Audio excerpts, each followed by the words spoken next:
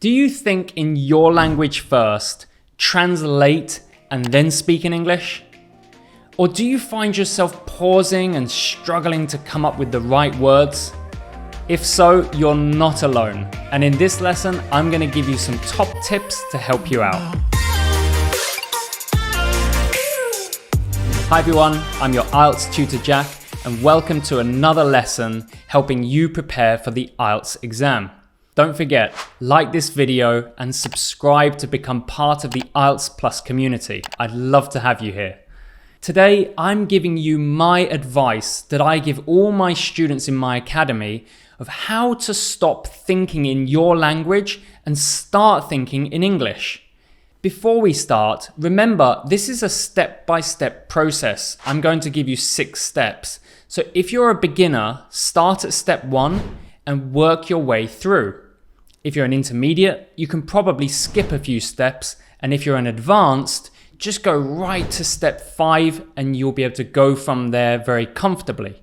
However, it doesn't matter what your level is. I think a lot of students struggle with this. So go through my lesson today and I really hope it helps. Let's start with step 1. Step 1 is really easy. I want you to label the things around you. You can see here in my office, I have a book, a plant, a laptop. This is done in your head.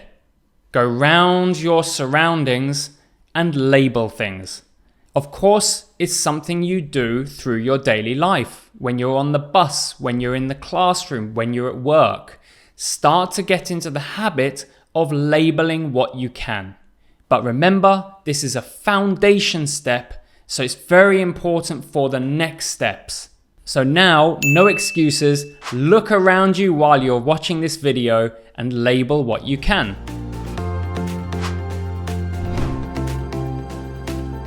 Step 2, let's increase the level a little bit.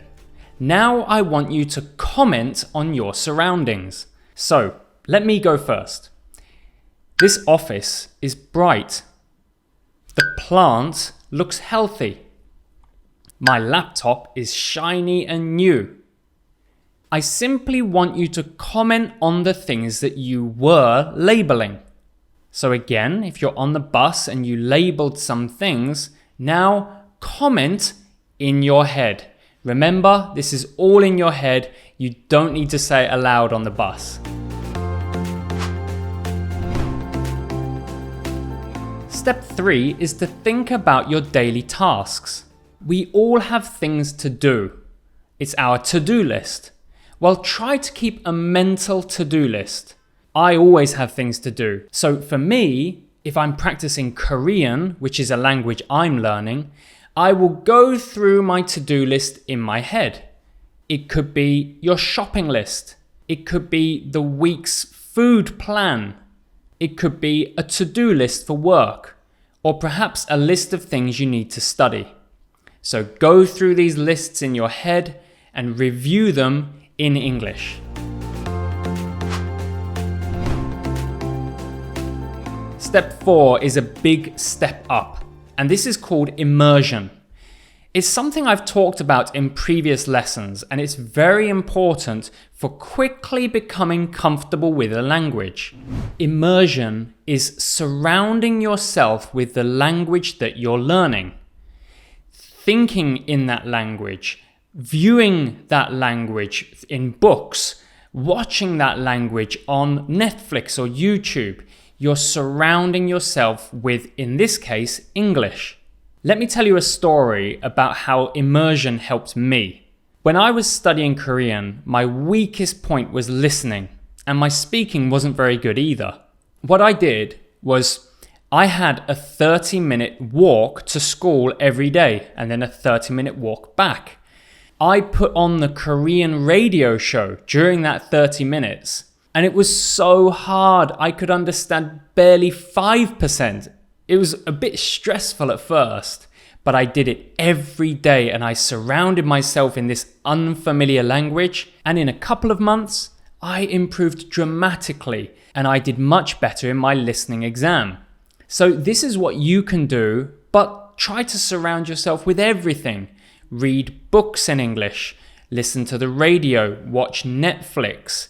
You can use subtitles if you need to, but try to avoid. The simple goal here is to surround yourself with English. Okay, we're on step 5 now, and step 5 is a verbal diary. This can change depending on whether you're a beginner, intermediate, or advanced. So let's split it into those 3. For you beginners, I simply want you to, at the end of the day, talk about your day, including times and actions. For example, I woke up at 6 a.m. I ate breakfast at 7 a.m. I brushed my teeth at 7:30 a.m. and so on. This will give you the whole day, including times and actions. If you're comfortable with that, move to intermediate level. Now I want you to add detail to the actions and start connecting the actions. For example, I woke up at 6 a.m. and I felt really sleepy. I ate my breakfast and then immediately brushed my teeth. After brushing my teeth, I washed my face and went to work. So here it's the same principle, but we're starting to join actions together and add detail. Now, if you're comfortable with that, I want you to go to advanced level. This is where you add your thoughts and opinions. So for example, this morning I woke up at 6 a.m. I felt really sleepy. I guess it's because I went to bed quite late last night. I drank a cup of coffee, so I had a really bad night. I had my breakfast at 7 a.m. It was my usual cereals and toast. I'm a bit sick of cereals, to be honest. And so on. So we can go through our whole day with lots of detailed thoughts, opinions, and remember, this is a verbal diary. So try to do it verbally. So maybe when you take a shower at the end of the day, say your diary aloud.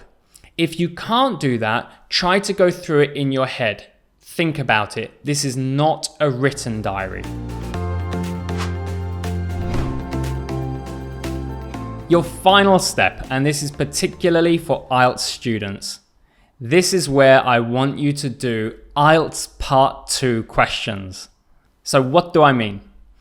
Before you get into your car to go to work, or you get in the shower, or you're going to do the dishes, I want you to get an IELTS Part 2 question.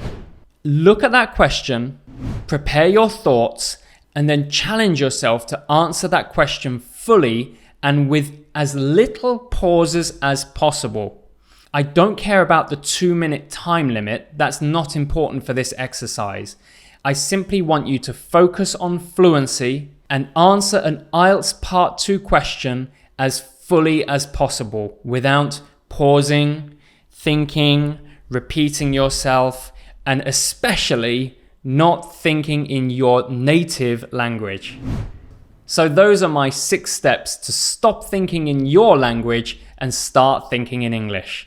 It's not easy, but if you go through these steps and you're dedicated, you work hard every day, I promise you, you're going to see results. So if you liked today's lesson, don't forget to leave me a like. I really appreciate it, and subscribe to become part of the IELTS Plus community.